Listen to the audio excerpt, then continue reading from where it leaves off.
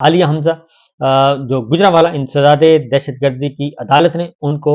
9 مئی حملوں کے کیس میں سازش کے الزام جو گرفتار کیا تھا ان کو انہوں نے باعزت بری کر دیا ہے اور کہا ہے کہ ان کا کوئی رول نہیں ہے۔ اب 9 مئی کے حوالے سے ہی عمران خان اور دیگر رہنماؤں کے خلاف 9 مئی کے مقدمات کی جو سماعت آج ہوئی، یعنی کہ کل ہوئی، سماعت ہوئی، اور اس میں عمران خان تھے، شیخ رشید صاحب تھے، بشارت راجہ صاحب تھے، کرنل ریٹائرڈ اجمل صابر ہیں، زرتاج گل ہیں، اور شبلی فراز ہیں، غلام سرور خان ہیں، شیریں مزاری ہیں، اعظم خان سواتی ہیں، اور اس میں 500 لوگ جو ہیں ان کو کہا گیا جی ملوث ہیں۔ یہ سارے رہنماؤں سمیت 500 لوگ۔ تو 9 مئی کے مقدمات، اس میں ان کی سماعت جج ملک اعجاز آصف صاحب نے کی، اور اس میں ایک امپورٹنٹ ڈیولپمنٹ ہوئی جی، اور وہ اہم ترین ڈیولپمنٹ جو ہوئی کہ 9 مئی کے اہم ترین جو انہوں نے وعدہ معاف گواہ بنائے ہوئے تھے سرکار نے اور عمران خان کے مخالفین نے، وہ سابق ڈپٹی اسپیکر پنجاب واسق قیوم عباسی اور عمر تنویر بٹ یہ بنائے ہوئے تھے جی انسداد دہشت گردی کی عدالت نے، حکومت نے، اور حکومت سے مراد ہماری اسٹیبلشمنٹ اس میں شامل، ظاہر ہے وہی 9 مئی کو لے کے چل رہی ہے، تو ان کو بہت ہی سبکی کا سامنا کرنا پڑا، اور انہوں نے کہا سابق ڈپٹی اسپیکر پنجاب واسق قیوم عباسی اور عمر تنویر بٹ نے، انہوں نے کہا جی یہ ہمارے بیان ہے ہی نہیں، اور انہوں نے کہا کہ ہم نے ایسا کوئی بیان کسی مجسٹریٹ کے سامنے یا تحریری طور پر جمع ہی نہیں کروایا، اور یہ کل ہوا ہے۔ اور انہوں نے یہ کہا کہ ہمیں عمران خان نے ہمیشہ پرامن جد و جہد کا درس دیا، اور عمران خان کے خلاف سنگین نوعیت کے الزامات سے متعلق ہمارے بیانات کی کوئی حقیقت نہیں ہے۔ محمد فیصل ملک نے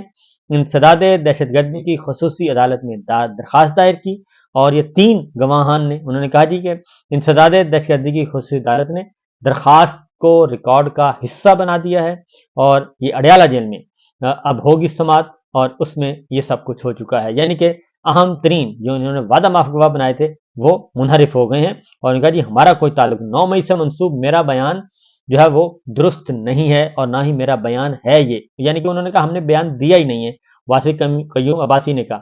میرے نام سے منسوب 164 کا بیان جعلی ہے، میرا اس سے کوئی تعلق نہیں، یہ عمر تنویر بٹ کہہ رہے ہیں، اور اس کے ساتھ ساتھ انہوں نے کہا کہ جس سیاست میں عمران خان نہیں اس میں ہم نہیں، عمر تنویر بٹ نے کہا جی، تو لہٰذا یہ ایک ہوا ہے، اور پھر یہ سماعت جو ہے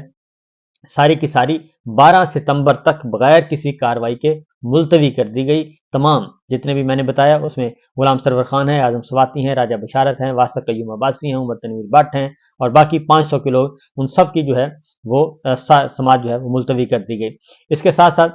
9 مئی کے مقدمات میں پی ٹی آئی کے وکیل تھے محمد فیصل ملک، اور وہ بھی آئے تھے، اور 14 مقدمات کی سماعت تھی، اور اس میں وکلا کو کل اڈیالہ جیل میں جانے کی اجازت نہیں دی گئی، اور وکلا نے جج صاحبان کو سماعت کے بعد بتایا کہ میں جیل کے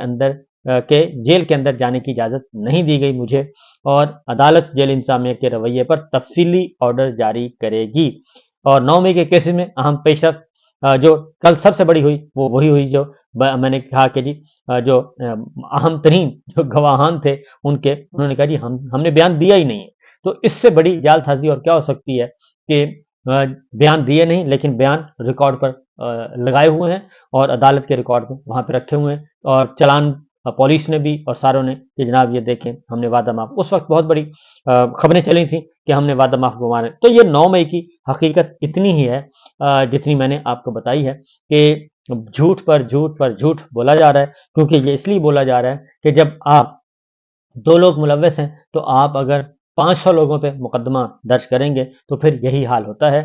جنہوں نے جلاؤ گھراؤ کیا، جو موقع پہ پکڑے گئے، ان کو آپ سزائیں دیں، ان کو آپ سزائیں دے نہیں رہے، اور جو نہیں تھے ان کو آپ نے گجرانوالہ میں بھی ڈال دیا، میاں والے میں بھی ڈال دیا، پشاور میں بھی ڈال دیا، کراچی میں بھی ڈال دیا، حیدرآباد میں بھی ڈال دیا، پنجاب کے تمام شہروں میں انہوں نے کہا جی یہ سارے، اور لاہور کے 10 واقعات ہوئے تو 10 ایف آئی آر علیحدہ درج ہوئیں، تو یہی نتیجہ نکل رہا ہے۔ اس کے ساتھ ہی جو اور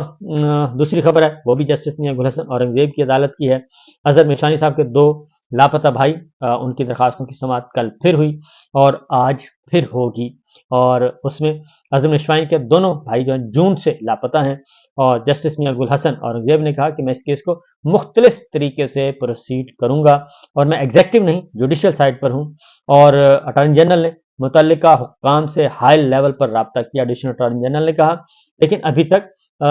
بازیاب نہیں ہوئے، تو کیا آپ سے کوئی رابطہ ہوا؟ تو جج صاحب نے پوچھا، تو ابھی ہم سے کوئی رابطہ نہیں کیا، اگر انہوں نے کوئی جرم کیا ہے تو ان کو مجسٹریٹ کے سامنے پیش کر دیں، اور یہ جسٹس میاں گل حسن اورنگزیب کہہ رہے ہیں، تو بات بھی یہی ہے، انہوں نے کہا جی کہ جو ہے اگر انہوں نے کیا کوئی جرم تو ان کو مجسٹریٹ کے سامنے پیش کریں، اور معاملہ وہاں پہ 2 اور 2 4 کی طرح کلیئر ہو جائے گا کہ جناب ٹھیک ہے یہ ایشو ہے اور یہ نہیں ہے، تو لیکن یہ کیا نہیں جا رہا۔ اس کے ساتھ ساتھ ایک اور کام بھی، کل ایک اور خبر تھی، کل انٹرنیشنل اسلامک یونیورسٹی سے جی تقریباً 3,500 لوگوں کو یعنی کہ طلبہ کو یک مشت ہاسٹل سے نکال دیا گیا، ان کے ہاسٹل خالی کرا لیے، ان کی الاٹمنٹ منسوخ کر دی گئی۔ اب یہ معاملہ پہنچا ہوا ہے اسلام آباد ہائی کورٹ میں،